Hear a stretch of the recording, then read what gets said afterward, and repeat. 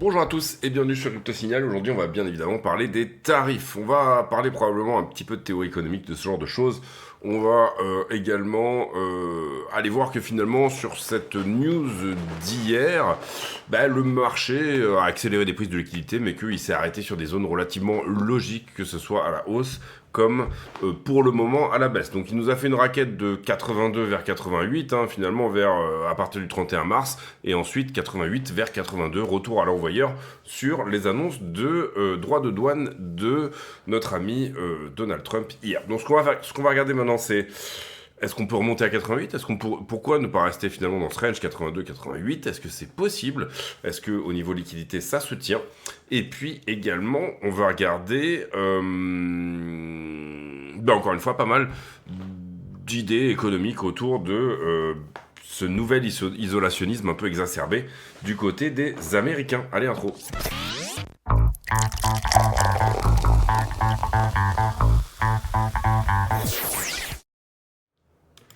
Alors, Bitcoin en 4 heures. Hier, sur le scénario privilégié, l'idée c'était peut-être de rejeter une première fois et ensuite de venir prendre cette zone-là.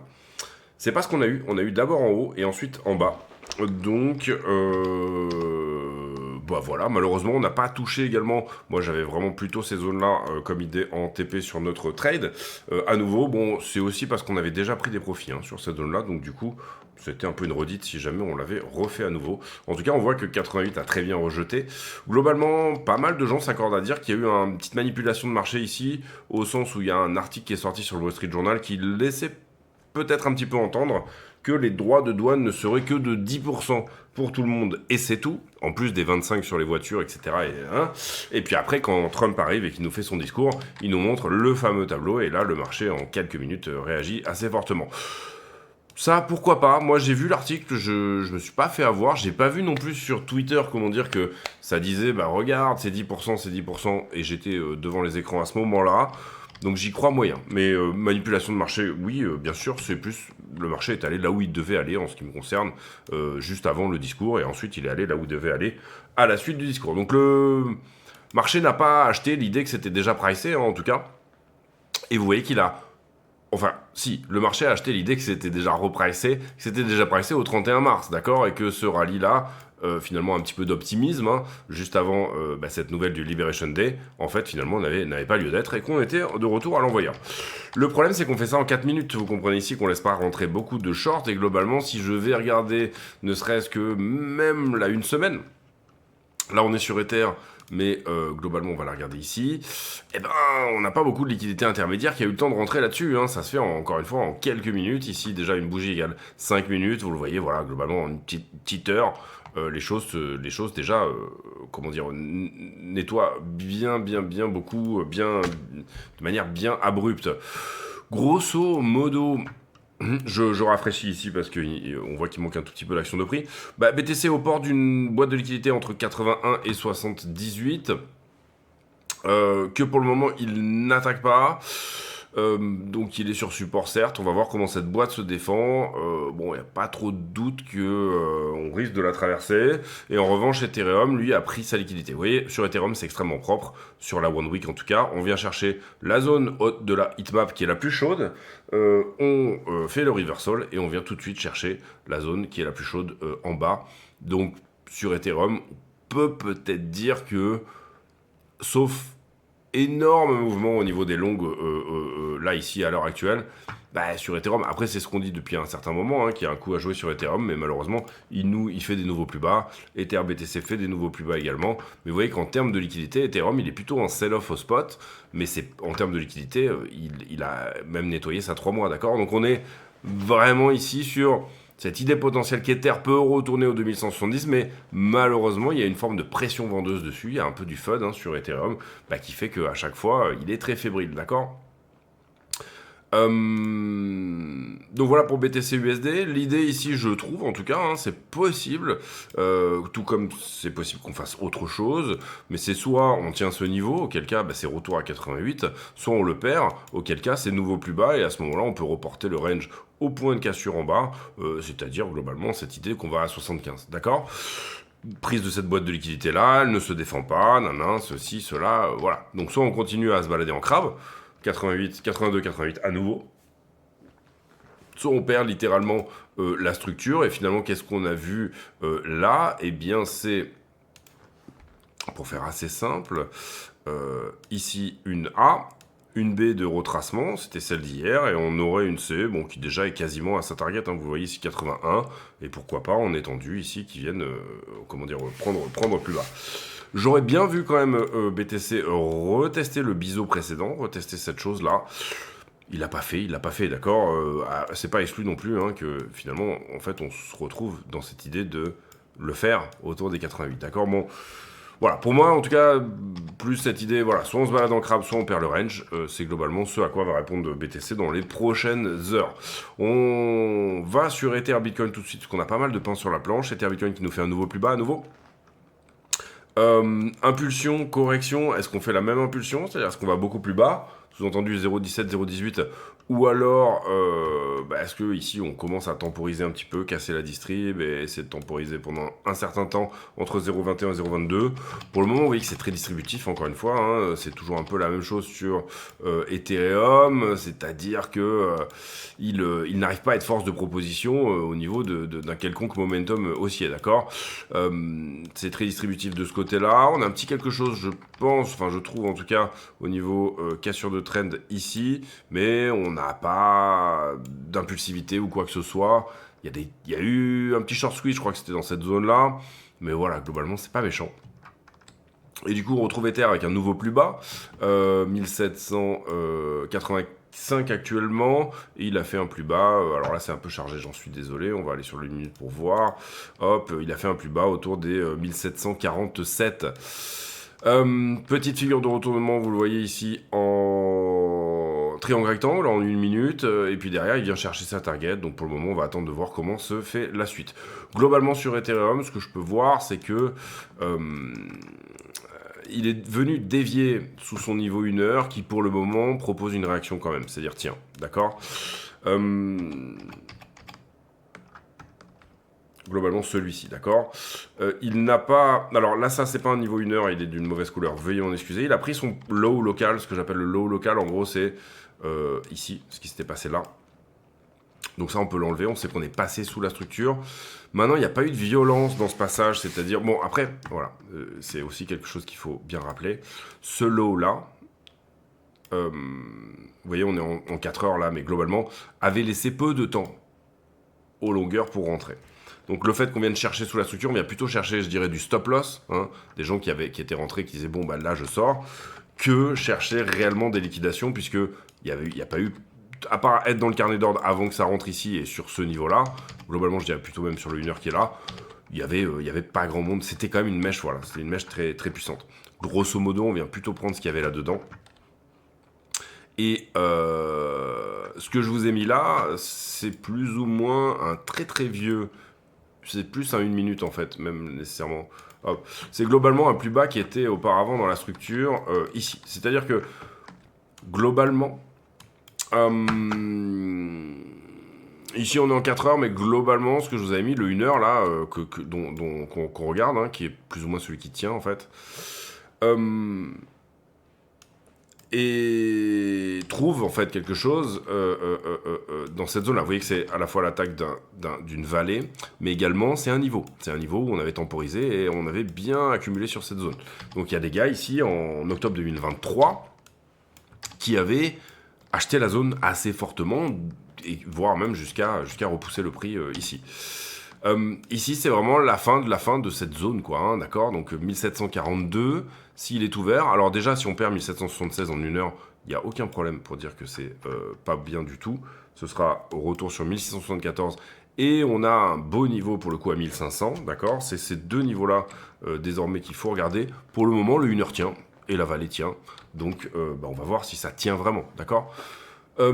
Si en revanche, on vient à larver la zone, ce qui est un petit peu le cas, hein, quand même, ça fait plusieurs minutes déjà qu'on est dedans. Je sais pas quand ça a cassé, mais ça a cassé ce matin, il y a 1 heure ou deux, hein, globalement. Mais c'est pas, voilà, c'est pas la mèche de l'enfer. Vous comprenez ici en regardant 5 minutes. Ce qu'on veut voir, grosso modo, bon, déjà on a vu le 1 heure proposer quelque chose, mais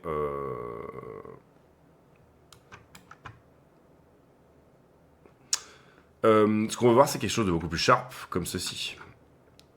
Excusez-moi, j'ai la caméra devant, mais comme ceci, voilà, ça c'était sharp. Comme ça nous a donné d'ailleurs une petite structure de retournement. Globalement, pour le moment, en 1 heure, ça reste correct, mais c'est pas non plus excessivement sharp, d'accord? Ça reste correct en 1 heure, pourquoi? Parce qu'on est en train de... Vous voyez le niveau qui est là, on est en train de faire une petite avalante, peut-être, d'accord? Si là, on va pas faire une avalante puisqu'elle se termine dans 6 minutes, celle-là, on tient à peine le niveau. Voilà, pour moi, c'est pas non plus une belle mèche 1 heure comme on aime bien, voir, d'accord? Voilà pour Ether. Donc Ether, c'est pas beau, d'accord? Il y a, entre guillemets, c'est un petit peu comme un gars qui est suspendu par les mains à une corniche. Voilà, il y a des chances que peut-être il arrive à tirer sur ses bras et à en sortir. Et grosso modo, sinon ça ira pas bien loin. Les alts qui ont pris une petite tatane aussi. On le voit sur le 1 heure ici. Et pour le coup, sur les alts, on perd la structure, d'accord? Donc ça, c'est quelque chose où on a dit il n'y a pas forcément de liquidité sur ces choses-là, etc. Et on n'est pas censé perdre la structure. C'est-à-dire que si on considère que les alts doivent rester dans une tendance haussière, eh bien à ce moment-là, la structure ne doit pas être perdue. Là, pour l'instant, et qu'on est, on est en gros en train de retourner le retournement haussier qu'avaient proposé les altcoins. Pourquoi tout ça? Bon, ben on l'a vu, je vous l'ai expliqué, cette idée des tarifs de Trump, d'une certaine manière, comment dire, moi j'ai regardé tout le discours d'hier qui a été extrêmement violent, hein, assez incisif quand même, d'une certaine manière. On peut pas dire que Trump soit le meilleur communicant en ce qui concerne les marchés. Trump est un bon communicant en ce qui concerne le fait de vulgariser des choses pour l'américain moyen, mais c'est pas un très bon communicant en ce qui concerne les marchés. Et je pense qu'il s'en branle un petit peu, voire même, il y a peut-être une volonté de calmer un petit peu les marchés en ce moment. Pourquoi pas? Ce qu'il nous a sorti comme tableau, c'était ça, globalement. 67% de droits de douane sont chargés par la Chine aux USA, ce qui est totalement faux. Hein. Il y a, tous les analystes sont en train de chercher d'où ces chiffres sortent. Ça paraît assez étonnant que les conseils de Trump aient été OK pour sortir ces chiffres, parce que personne ne comprend d'où ils sortent, d'accord? Genre sous-entendu, comme si chez nous, je sais pas, une Harley Davidson ou une Fender Stratocaster USA était chargée de 39% de droits de douane. Ça ne peut pas être une moyenne, ça voudrait dire qu'il y aurait d'autres choses qui seraient à 10% et d'autres choses qui seraient à 80%, ça n'a pas de sens. Beaucoup de gens pensent que, en fait, ce que nous dit Trump, c'est plus le déficit commercial des États-Unis doit arrêter. Trump voit les États-Unis comme une entreprise qui perd de l'argent parce que tout simplement elle a un déficit commercial, c'est-à-dire qu'elle importe plus qu'elle n'exporte. Le problème dans ce contexte-là, c'est que compte tenu du rôle du dollar, intrinsèquement, les États-Unis sont censés avoir un déficit commercial. C'est normal. Pourquoi? Parce que les pays vont plutôt avoir tendance... Le dollar est plutôt une monnaie safe. Et les pays vont plutôt avoir tendance à essayer d'exporter vers les États-Unis pour accumuler cette monnaie qui est safe. D'accord? C'est normal, c'est intrinsèque. Je sais plus comment ça s'appelle. C'est un effet un peu merdique dans le fait d'avoir la monnaie mondiale, entre guillemets. J'ai un trou de mémoire, excusez-moi. Mais globalement, voilà. Donc ça, c'est le problème. Le deuxième problème également, c'est... Donc pour le coup, voilà, ce qu'on a comme souci aussi, c'est que pour le coup, la manière de calculer ces chiffres-là, ici, vous voyez le Wall Street Journal qui sort la news et le moment où Trump montre le tableau, hein, donc ça, c'est sur le S&P. Globalement, le problème qu'on a, c'est que... il est possible qu'il ait été calculé, que ça a été calculé de cette manière-là, c'est-à-dire de dire, par exemple, on a 17 milliards de déficit commercial avec l'Indonésie, du coup, et il nous exporte 28 milliards, du coup, on fait 17 divisé par 28, donc déficit commercial sur exportation, ça nous donne 64%. Derrière, ils ont rajouté un truc qui s'appelle currency manipulation, certains pensent que c'est peut-être parce qu'il y a la TVA, qu'est-ce que ça veut dire? Ça veut dire que par exemple, au sein de l'UE, vous pouvez auto-liquider la TVA avec quelqu'un d'autre. Si vous êtes une entreprise, par exemple, c'est peut-être ça qu'ils appellent currency manipulation. Et trade barriers, ça n'a pas de sens. Globalement, ça n'a pas de sens d'une certaine manière. C'est peut-être ce qui fait un petit peu flipper les marchés aussi, c'est de se dire, ben, on a un président des États-Unis qui se base sur des chiffres qui n'ont pas de sens ou qui invente des chiffres ou qui, en tout cas, les montrent. Et encore une fois, ça n'a pas de sens. Et ici, vous voyez qu'à chaque fois, les États-Unis demandent la moitié. C'est-à-dire, ils disent, bah, globalement, vous avez 67% de droits de douane avec nous, on va vous demander directement tout de suite la moitié. Sur la totalité des biens. Alors, il y a des petites choses qui en sont exemptes. J'ai pas malheureusement, je sais pas, ce tableau avait l'air bien là, de la part de Bloomberg, mais j'ai pas l'abonnement Bloomberg parce que je m'en fous. Mais globalement, voilà. Vous voyez ici, exemple typique. Avant, il y avait 2,4% de droits de douane sur les véhicules japonais, par exemple, ou tout autre, ou européens. Et maintenant, on va demander 25%. Tout cela remet en cause une partie des fondements de ce sur quoi s'était basé le monde à peu près les 100 dernières années, hein, depuis 1945 globalement, qui était tout simplement l'Organisation mondiale du commerce, le libéralisme, le fait que les biens doivent circuler librement et que tout le monde va en bénéficier. Tout cela tient à des théories qui sont sorties de Ricardo, qui s'appellent les avantages comparatifs, qui est grosso modo de dire quoi? De dire tout simplement, avantage comparatif de Ricardo, c'est de dire, regarde, toi, tu sais super bien produire des chaussures, moi, je sais super bien produire des ordinateurs. Je t'échange des chaussures contre des ordinateurs, mais moi-même, je ne vais pas essayer de faire mes propres chaussures. Pourquoi ça? Parce que toi, tu sais bien mieux le faire que moi. Sous-entendu, si moi, je suis expert à faire des ordinateurs et toi, tu es expert à faire des chaussures, je vais pouvoir t'échanger en valeur plus d'ordinateurs pour plus de chaussures. Donc, à la fin, notre richesse, moi, personnellement, j'aurai plus de chaussures et toi, personnellement, tu auras plus d'ordinateurs. Donc, c'est les avantages comparatifs, c'est cette idée que la productivité de la spécialisation fait l'avantage d'un pays à ouvrir finalement, à s'ouvrir aux autres et à dire les gars, donnez-moi ce que vous produisez de mieux mais pas cher et moi je vais vous filer ce que je produis de mieux également mais pas cher. Un des problèmes aux États-Unis, c'est que à un moment donné, par exemple, les États-Unis étaient le fleuron de la voiture dans le monde, on va dire ça comme ça, et puis qu'il y a une espèce de petite nostalgie aussi de la ville de Détroit, General Motors, etc., toutes ces choses-là.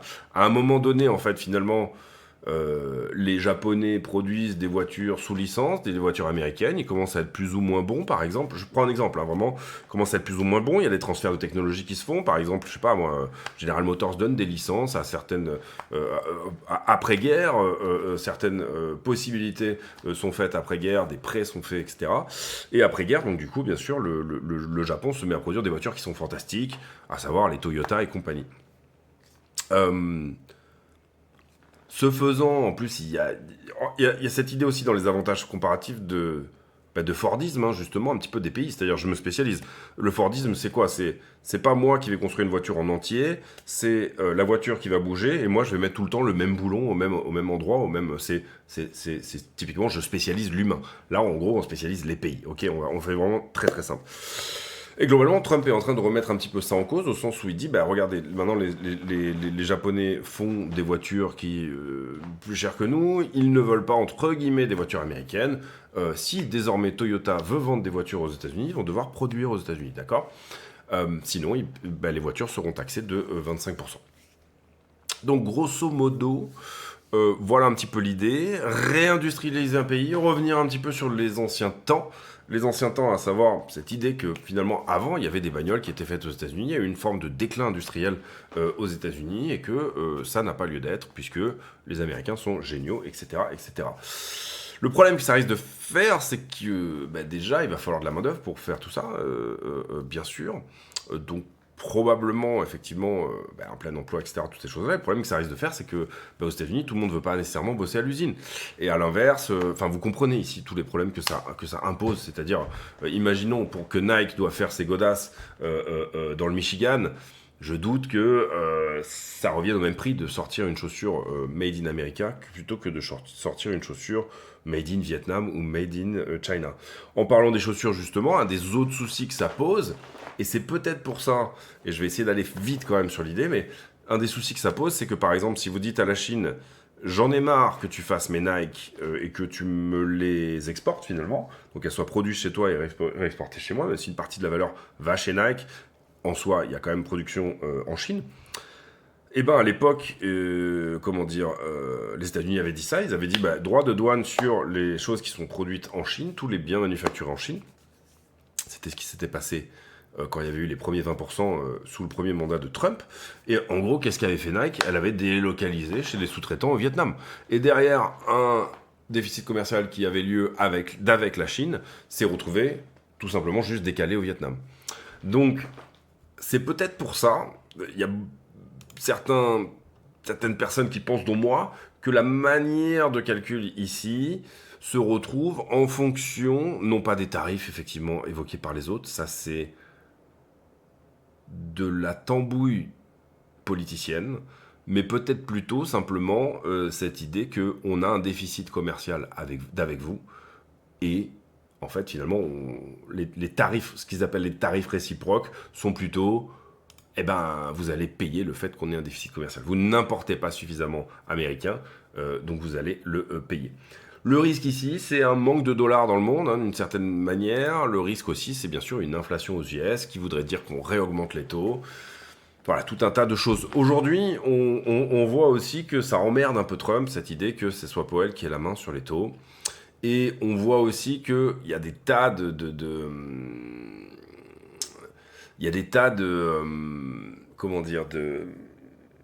d'ordres exécutifs en ce moment qui sont pris et qui surpassent quasiment finalement ce qui devrait se faire au niveau de la fonction présidentielle. D'accord, on est vraiment à la limite de pas mal de choses. Voilà pour cette idée sur les droits de douane. Bien évidemment, c'est très violent la manière dont c'est annoncé ici et les taux, la manière dont ici on est. C'est un carnage au niveau, vous comprenez, d'une certaine manière de ce que va être l'économie mondiale dans un certain sens, ou en tout cas à quel point elle doit s'adapter. Quels sont finalement les effets effectifs sur l'économie? Personne n'en sait rien. Vous voyez ici que globalement, d'une certaine manière, par exemple Bloomberg, les économistes de Bloomberg, ils disent le risque c'est que le PIB américain diminue, donc récession et inflation plus haute, mais globalement, personne n'en sait rien. Combien de temps il va falloir aux États-Unis pour se réindustrialiser? Est-ce que réellement ça va augmenter les prix ou pas? Parce que c'est quelque chose qui n'a pas été fait depuis quand même un certain temps. Donc voilà, ici encore une fois, cette idée que vraiment c'est très curieux la manière dont ça a été calculé. Et puis, ça c'était pareil sur ETH, la prise de liquidité qui était très propre. Les afflux ETF, assez bizarrement, hier ont été positifs. Bon, globalement, on était quand même dans une journée où ça montait. Puisque, je rappelle, ça s'est fait post-clôture, la grosse correction derrière. Donc, en soi, c'est un peu une non-news. Et puis, afflux ETF sur Ethereum qui sont des sorties.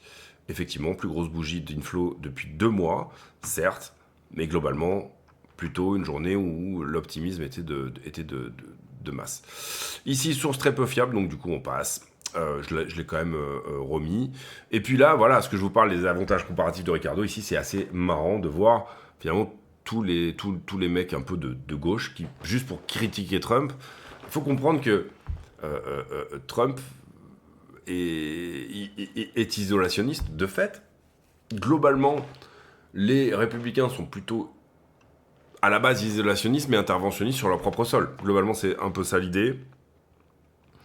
On laisse le marché faire des tas de trucs, mais on va dire quand il y a un souci ou quoi, on s'adapte et également on essaie d'éviter d'intervenir un peu partout dans le monde, de dépenser entre guillemets, comme c'est beaucoup dit en ce moment, énormément d'argent finalement dans énormément de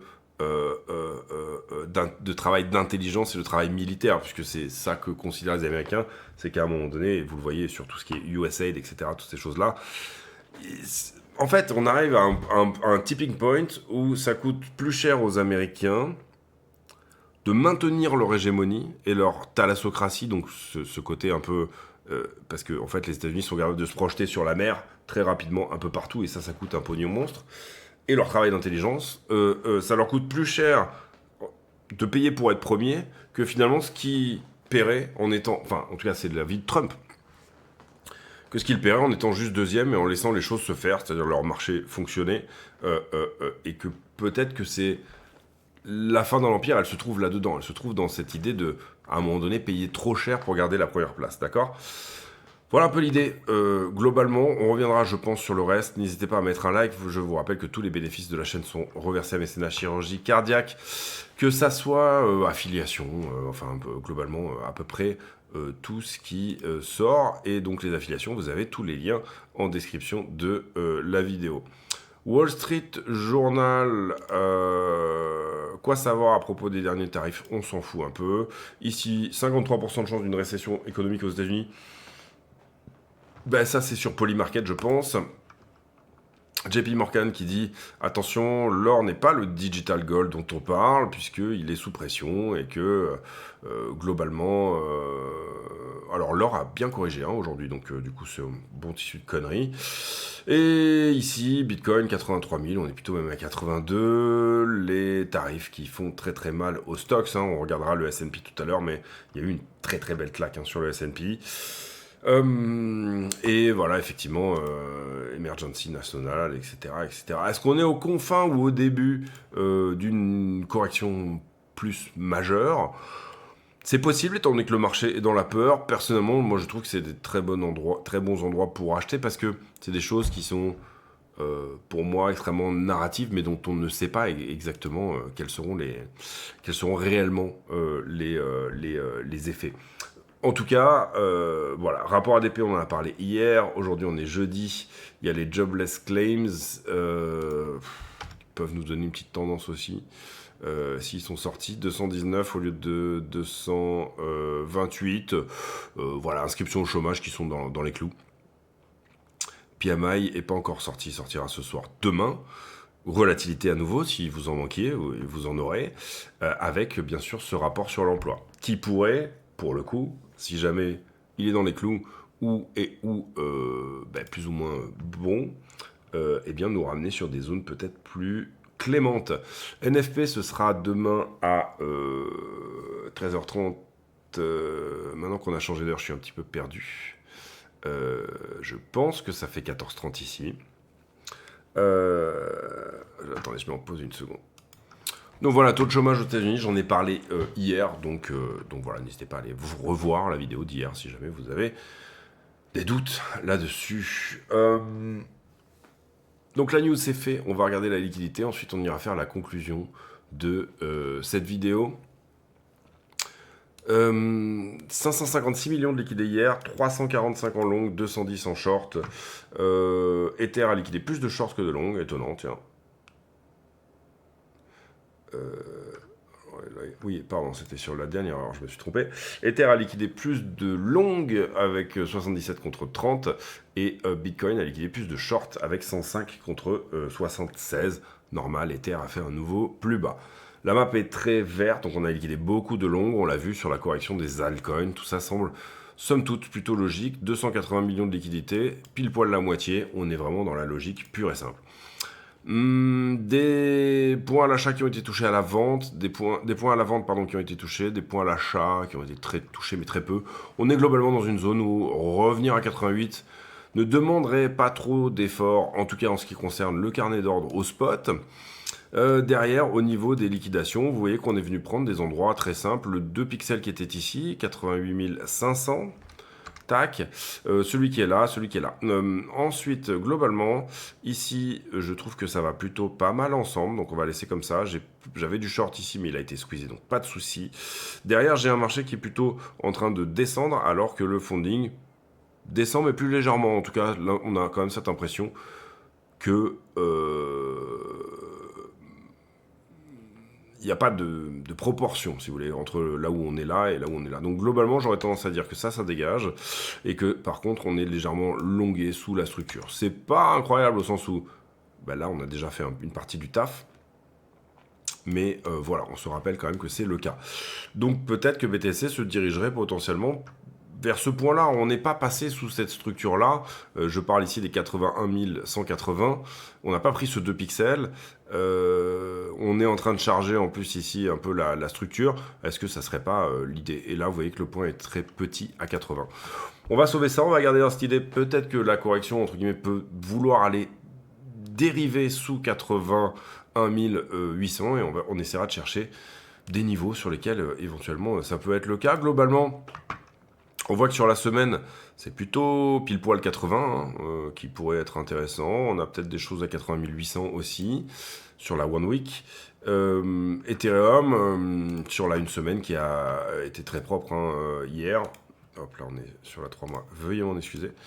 Mais sur la une semaine, il a été très propre au sens où il est venu prendre la hitmap tout pile au dollar près. Et derrière, il est venu prendre ce qu'il y avait à prendre en long tout pile au dollar près.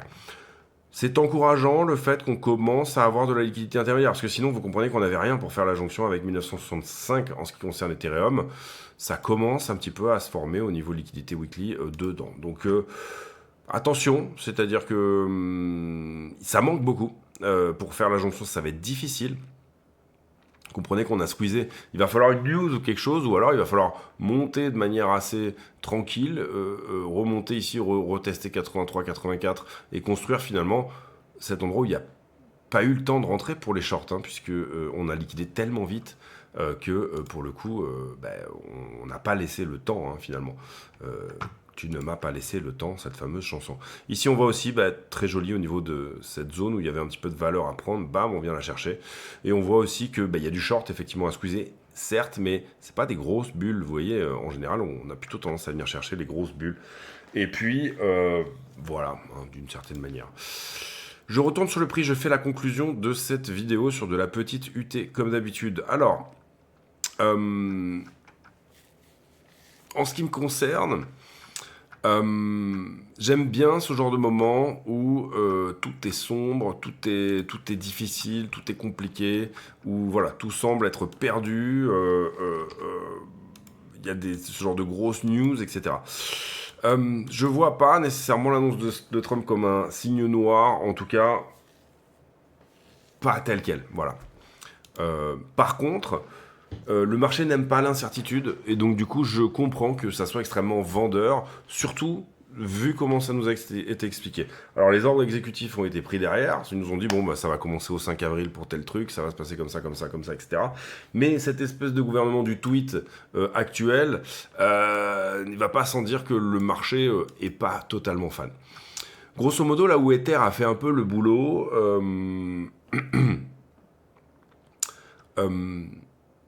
parce que Ether, il est passé, en fait, sous toute cette zone-là. Ether, il est même passé là-dessous, il n'y a pas de souci. Mais Ether a quand même pris un petit paquet de liquidités. Je verrais quand même bien Bitcoin venir échouer quelque part par là. Il y a une boîte de liquidité ici, donc attention, et on l'a vu, de 78 à 80. Si on passe au travers, ça peut aller très fortement à minima dans la mèche qui est là, d'accord ? Sans réellement perdre le bas. Maintenant, également, si je regarde un peu la structure dans des plus petites UT, encore, c'est-à-dire que là on va regarder le 1 heure, pour avoir ce truc qui est assez impulsif, ce truc qui est correctif, ce truc qui est impulsif, mais globalement, si on reporte l'impulsion qui était là, vu qu'on est monté tellement haut ici, ça nous ramène sur cette idée d'un range 82-88 qui a été évoqué en début de vidéo. Vous comprenez que là on travaille les deux scénarios. Le scénario où on perd le range, on perd le 1 heure qui est là, où est-ce qu'on va, du coup est-ce que... et finalement, là où, à l'inverse, Ether, lui, a fait plus ou moins sa déviation, s'il y a un range sur Ether, on n'en sait rien, mais globalement, sur Ether, je dirais même qu'on pourrait regarder sur Ether les choses comme ceci, d'accord 1007 à 2055.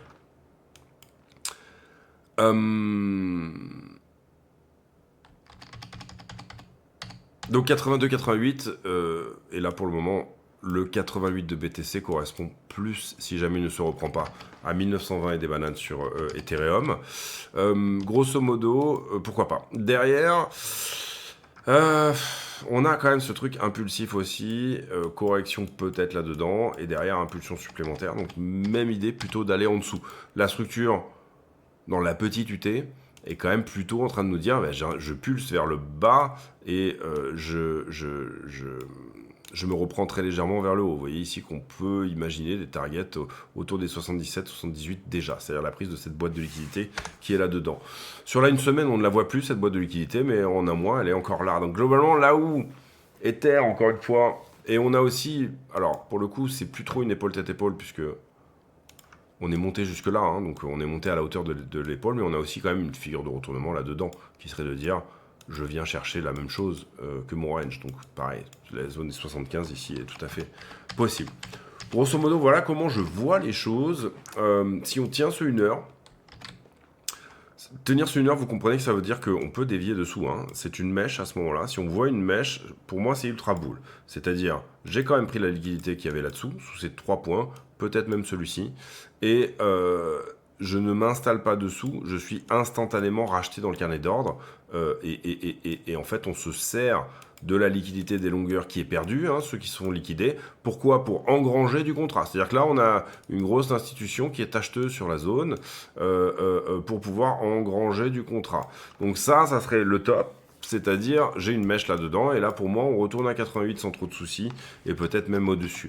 Si jamais on ne voit pas ça, c'est-à-dire qu'on voit le prix, en fait, finalement, pas nous donner, par exemple, un truc aussi sharp que ça, bam, mais nous s'installer un peu, voilà, nous faire un truc, grosso modo, par exemple, des corrections à l'intérieur de ça, ce genre de choses, etc. Et donc, du coup, aller petit à petit entamer ce 1 heure là, celui-là, et celui-là, globalement, s'installer un peu dans cette zone-là. Ah, globalement, il n'y a pas trop de secret qu'on va beaucoup plus bas, en tout cas, voilà, comme on l'a évoqué depuis assez longtemps. La zone des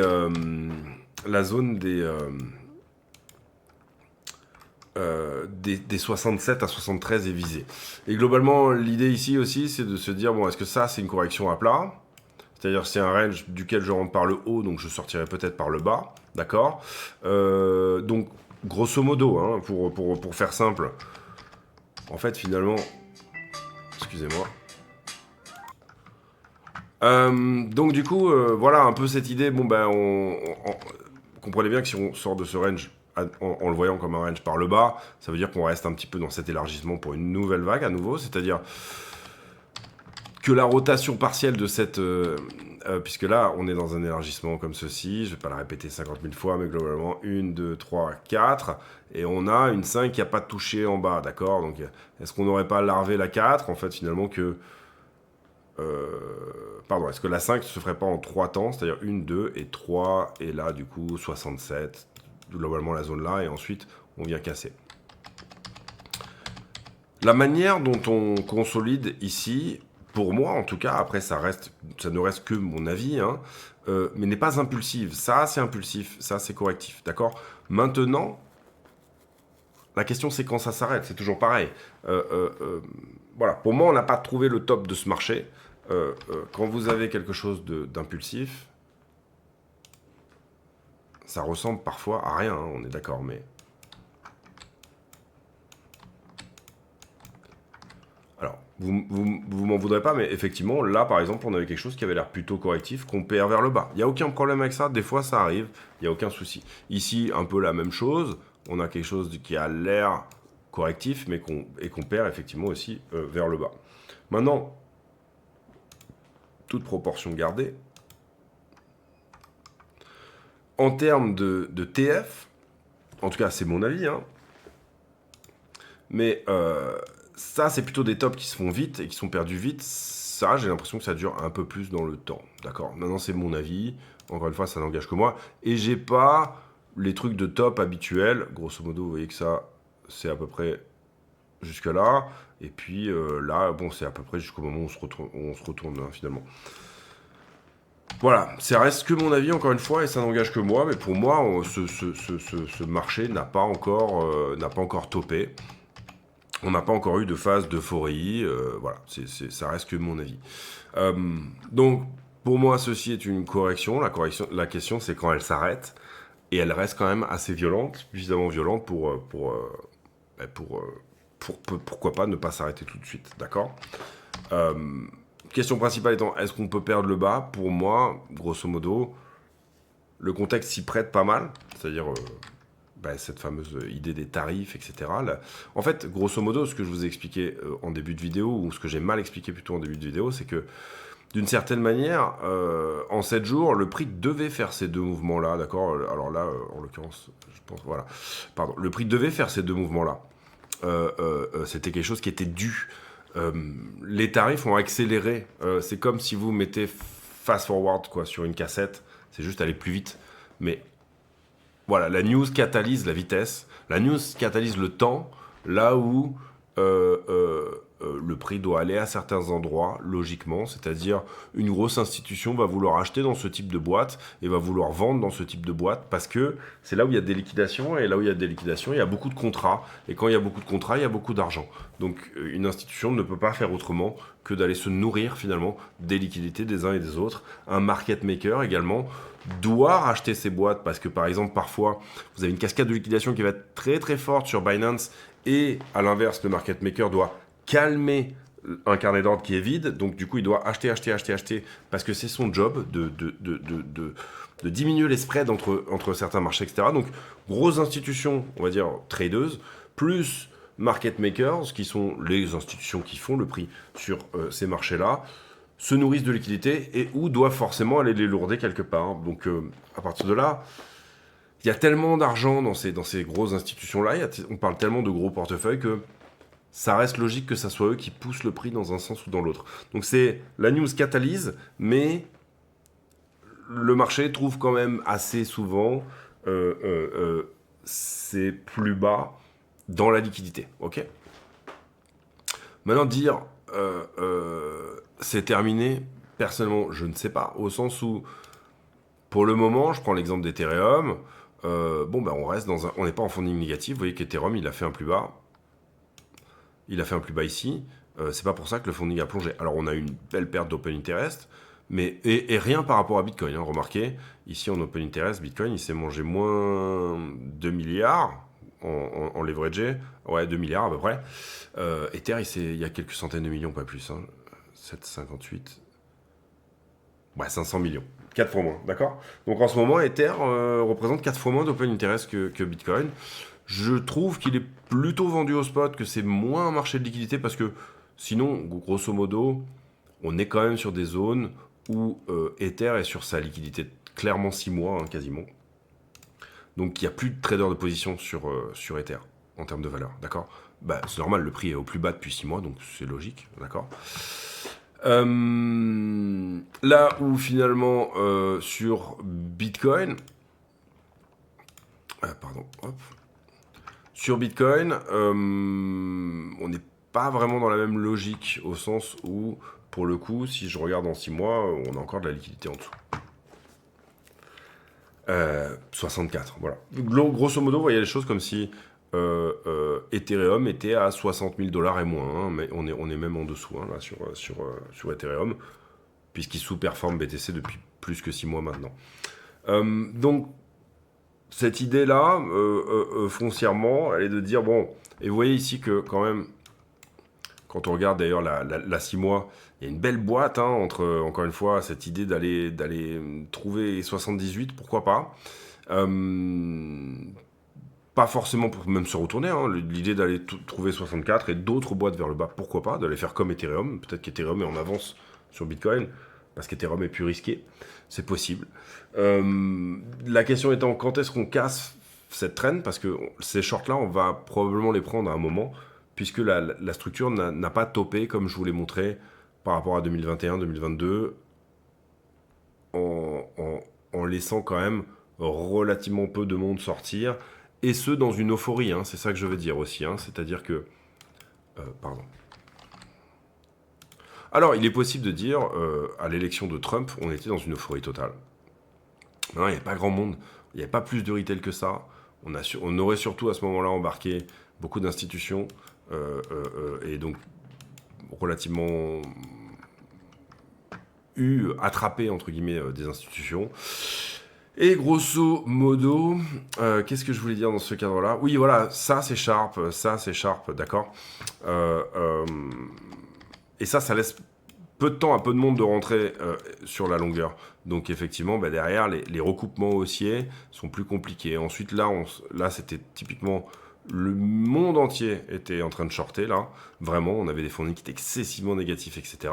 Qu'est-ce que fait le prix? Il vient chercher tout, jusqu'au x2. C'est-à-dire que là, je vous rappelle, il y avait une grosse zone de valeur où finalement tout le monde était rentré short à peu près sur ces zones-là et beaucoup ici. Et en fait, finalement, même les leviers 2 ici, on est allé les chercher, d'accord. On a recoupé quasiment 200% de la hauteur du prix.